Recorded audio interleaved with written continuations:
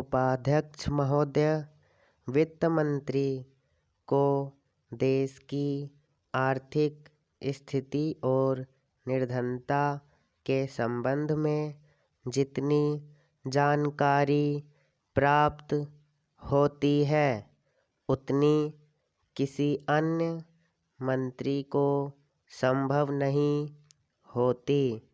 Budget बनाते समय वैसे तो बजट में आय व्यय का ब्यौरा होता ही है, लेकिन मूल रूप में देश की आर्थिक नीतियों में किस प्रकार का परिवर्तन हो तथा किस प्रकार पर वह देश को चलाना चाहते हैं, सरकार का लक्ष्य क्या है, इन सब नीतियों का बजट में विवरण होता है।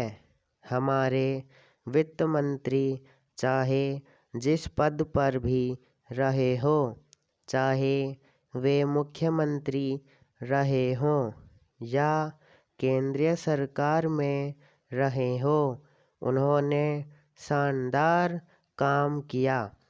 जिस समय उन्होंने बजट प्रस्तुत किया उस समय देश को और विशेष रूप से गरीबों को उनसे बहुत सी आशाएं थी। देश में लगभग 6 लाख गांव हैं। उनमें जो बेरोजगारी है, गरीबी है, उसके संबंध में देश को, जनता को उनसे बड़ी आशाएं थी और जनता देखना चाहती थी कि इस अवसर पर सरकारी नीतियों के द्वारा देश को वे क्या मार्गदर्शन देना चाहते हैं। इस दृष्टि से 3 महत्वपूर्ण बातें इस समय देश के सामने थी। देश का आर्थिक विकास तेजी से हो, अधिक लोगों को काम मिल सके और मूल्यों में स्थिरता आए।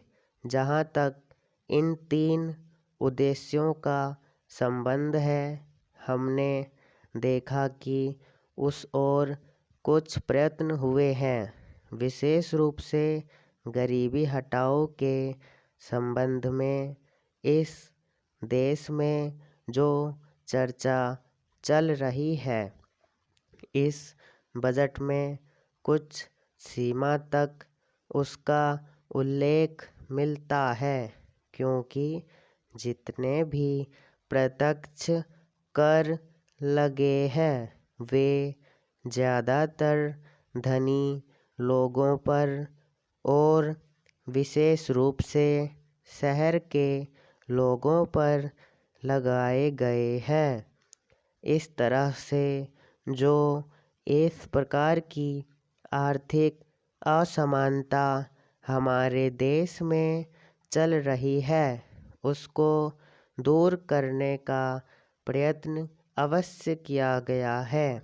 लगभग 5 दशक पूर्व जब हमारा देश स्वतंत्र हुआ था, उस समय देश में जितने सरकारी कर्मचारी थे, वे ऐसा समझ बैठे थे कि अब तक देश में जिस तरह से अंग्रेज़ों का प्रशासन चल रहा था, उस तरह से काम नहीं चलेगा, क्योंकि कांग्रेस के जो नए लोग आए थे, जो मंत्री बने थे, वे लोग धन के मामले में त्यागी आदमी हैं।